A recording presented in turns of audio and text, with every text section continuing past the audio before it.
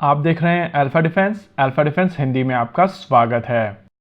आप सभी को याद होगा कुछ समय पहले भारत की तरफ से एक क्रूज मिसाइल सिस्टम बनाई जा रही थी जिसका नाम था निर्भय। और इस subsonic long range cruise missile system को लेकर मीडिया की तरफ से कहा जाता रहा है कि इसके कुछ टेस्ट सक्सेसफुल रहे हैं और कुछ टेस्ट में ये मिसाइल सिस्टम फेल हो गई है।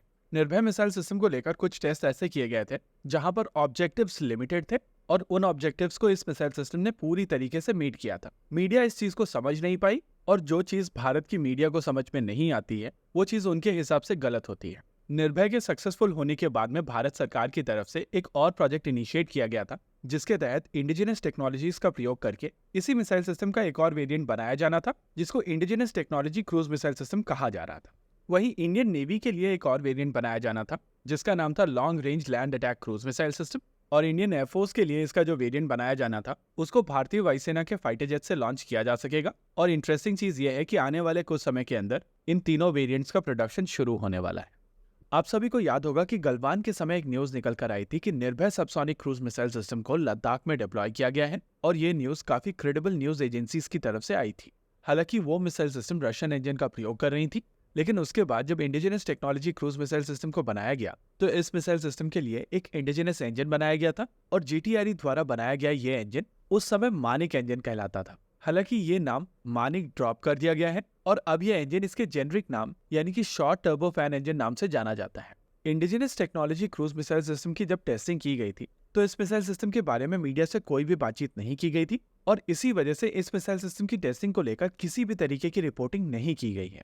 देखिए, ये प्रोग्राम एक मिशन मोड प्रोग्राम था और इसी वजह से इसको डेवलप करने के लिए जिस तरीके की भी फंडिंग चाहिए थी वो बिना किसी रोक टोक के भारत सरकार की तरफ से प्रोवाइड की गई थी और यही कारण है कि ये प्रोजेक्ट इतनी जल्दी कंप्लीट कर लिया गया है। देखिए, indigenous technology cruise missile system को बनाने के पीछे जो सबसे बड़ा कारण था वो मानिक टर्बोफैन इंजन था, क्योंकि अगर ये एक इंजन बनाकर सर्टिफाई करा लिया जाएगा तो उसके बाद हर तरीके की क्रूज मिसाइल सिस्टम भारत काफी आसानी से बना सकेगा और जब आपका खुद का पावर प्लांट होगा तो आप एक्सपोर्ट मार्केट में भी वेंचर कर पाएंगे। अगर इंडियन आर्मी के लिए बनाए जाने वाले निर्भय वेरिएंट को छोड़ दिया जाए तो इस समय भारत में 3 ऐसे प्रोजेक्ट्स हैं जहां पर ये short turbo fan engine use किया जाएगा। पहला प्रोजेक्ट जो मेरे हिसाब से बहुत ही क्रूशियल प्रोजेक्ट है वो है इंडियन नेवी के लिए बनाया जाने वाला long range land attack cruise missile system.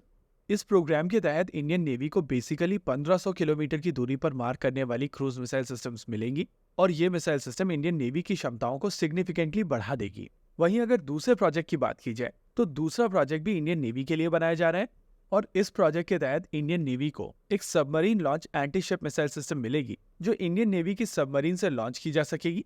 देखिए, इस बात में कोई दो राय नहीं है कि इंडियन नेवी की favourite cruise missile system BrahMos supersonic cruise missile system है, लेकिन इसके डायमीटर के चलते इस मिसाइल सिस्टम को सबमरीन की टॉर्पीडो ट्यूब से लॉन्च नहीं किया जा सकता और उसी रिक्वायरमेंट को एड्रेस करने के लिए ये submarine launch anti ship missile system बनाई जा रही है।